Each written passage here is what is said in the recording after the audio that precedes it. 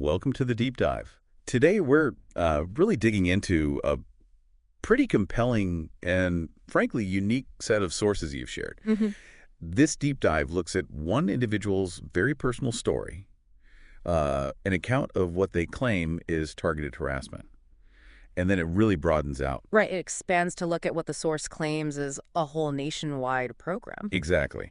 So our mission today is really to unpack the details in this material. We'll cover this person's specific experience, their claims about, how they ended up on a supposed watch list. And also their perspective on the structure, the alleged goals of something called Infraguard and what they call community harassment. Yeah, and as we get into it, you'll hear some pretty striking claims. Things like how everyday citizens are allegedly involved in these big operations. And the alleged goals of this harassment are, well, quite extraordinary and unsettling as described in the source. Definitely. And just to be clear up front, this source offers a very specific, very strong viewpoint. Our aim here is just to present that viewpoint clearly for you, laying out the claims as the source details them. Absolutely. Okay, let's start where the story begins for this individual.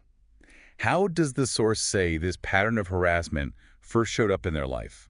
Well, the material pinpoints it to July 29th, 2013, right after a breakup. A multi-year relationship with someone named Kristen Fedorovich. Yes, and what's really highlighted is how quickly things supposedly started, within 1 week of that breakup. Wow, that fast? What kind of things? The account lists things like vandalism to the home, specifically shingles ripped off, mail being stolen, then returned opened over and over, Right. harassing phone calls, email accounts apparently breached multiple times, even breaking and entering into the garage. So a lot happening very quickly. And during that initial period, July to October 2013, the source mentions citing Christy Fedorovich allegedly lurking on my street. Okay, so what did the individual do first, according to the source? How did they try to handle this? Right. So the source says in October 2013, they called the Greensboro Police Department. Makes sense. Filed 2 reports, one for the vandalism, one for the mail theft. But the source states pretty clearly the police took the report, but they didn't help at all. Not the response they were hoping for. Apparently not.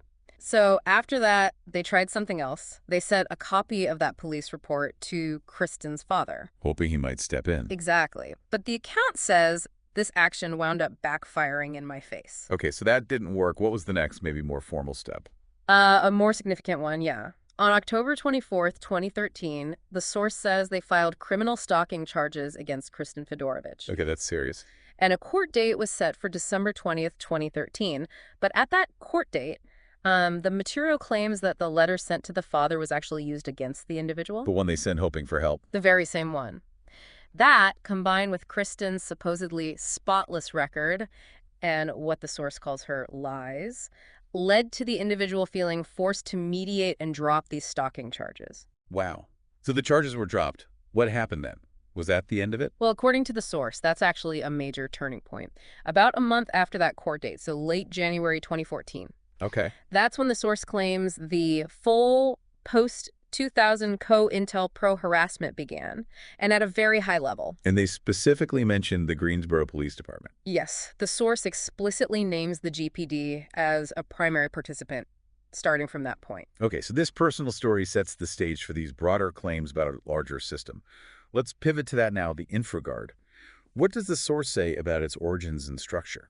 Right, so the material tells us Infraguard began in Cleveland, Ohio, back in 1996. Okay, so it's been around a while. And it's since become a national program. Coordinators in every FBI field office. The source even describes them as miniature FBIs. Miniature FBIs. What's the official definition given? Officially, the source defines it as a partnership between the FBI and the private sector, an association. Representatives from businesses, academia, state and local law enforcement, other participants too. And their stated goal, according to the material, is sharing information and intelligence to prevent hostile acts against the United States. Okay, that's the official line.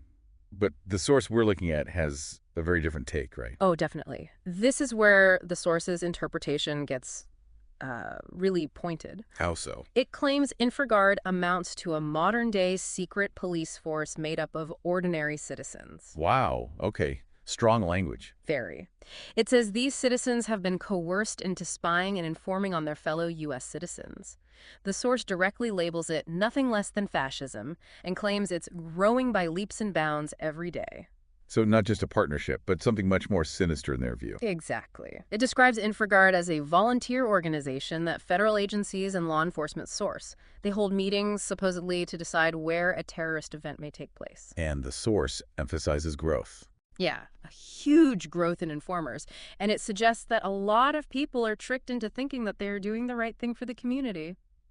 Okay, so if Infraguard is depicted as this sprawling network of informers, how does the source claim they actually compile these target lists of people to harass? Well, the process allegedly begins in those Infraguide meetings. The source says they drum up a lot of fear in these meetings. Fear about what?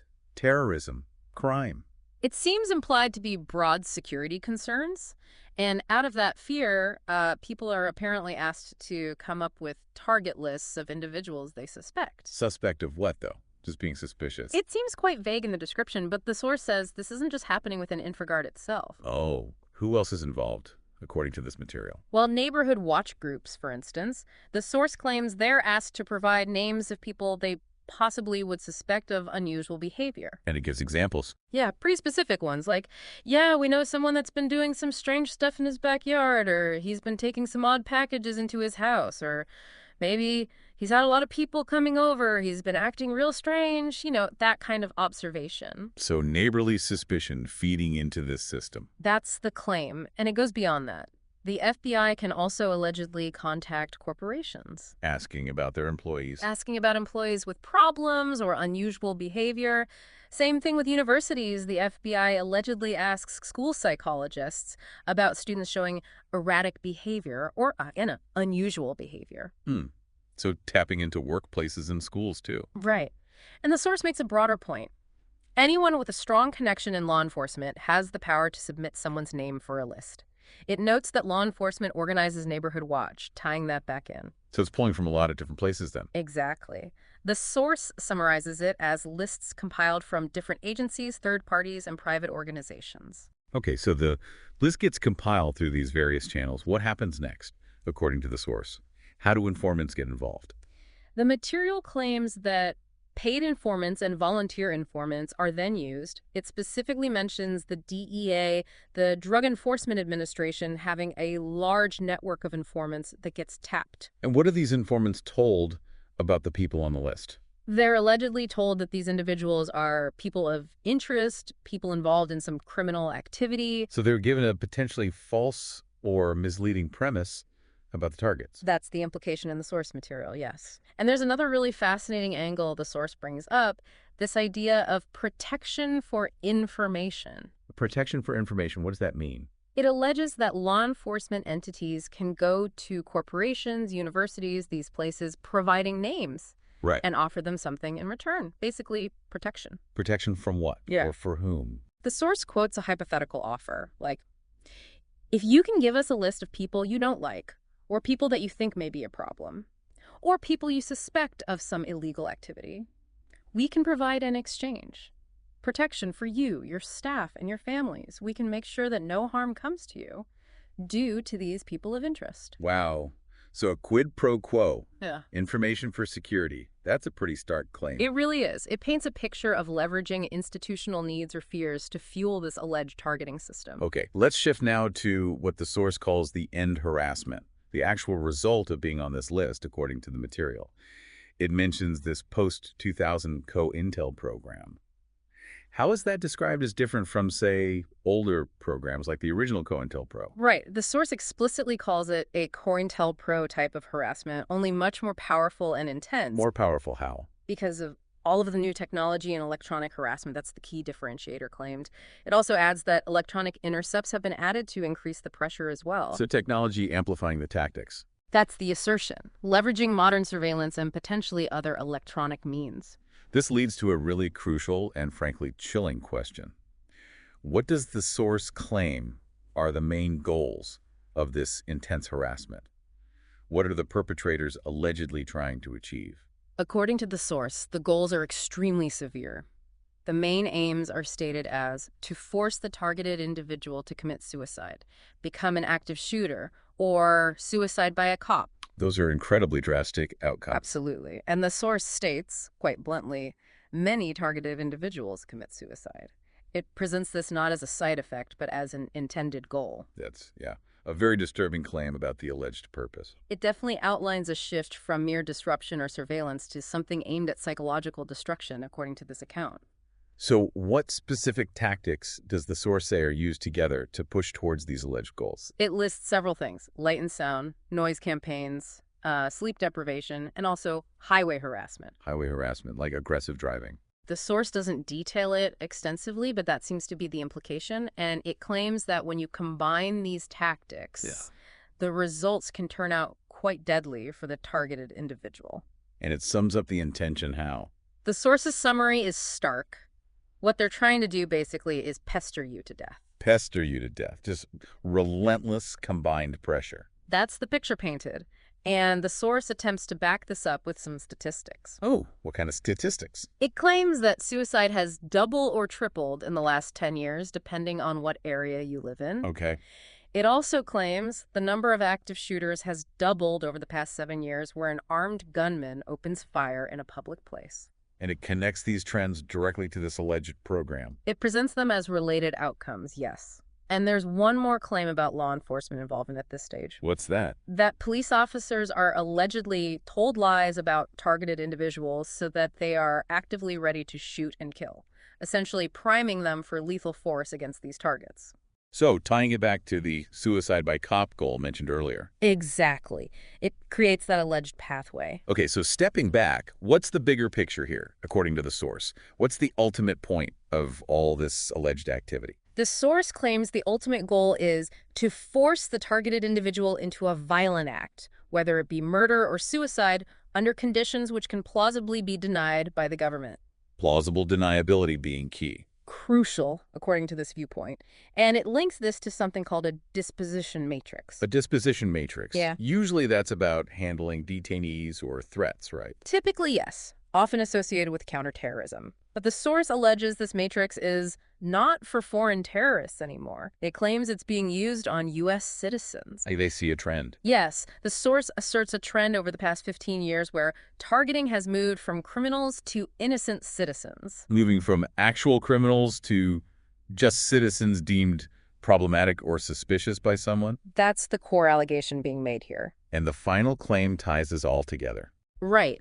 The source reiterates, very powerfully, that the government will actively deny any involvement with any COINTELPRO type of operations or any kind of related technology. All simultaneously. While they actually perpetrate it and protect those who perpetrate it, highlighting that alleged secrecy and denial as part of the operation itself. Okay, we've really covered a lot of ground there.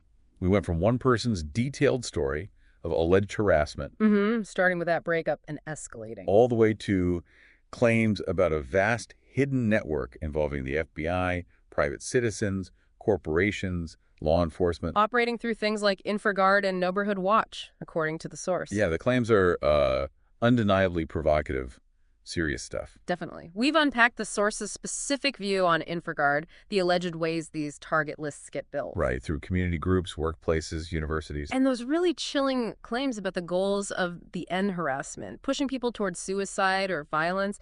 It's a very specific narrative laid out in this material. What really stands out to you after going through all this, for me, it's that claimed intersection of the person, like a relationship ending, potentially triggering this huge impersonal alleged state apparatus. Yeah, and how the source connects everyday interactions and suspicions, like a neighbor thinking someone's behavior is strange, to these potentially devastating consequences claimed later on. It really makes you think about information flow. It absolutely does. This source really invites you, the listener, to consider that intersection: personal experience, institutional power, and these complex, very strong claims about how information might be gathered and weaponized in communities. And maybe a final thought to leave you with as you reflect on this deep dive. We live in an age, with so much information, so much connectivity. How do we as individuals actually navigate that?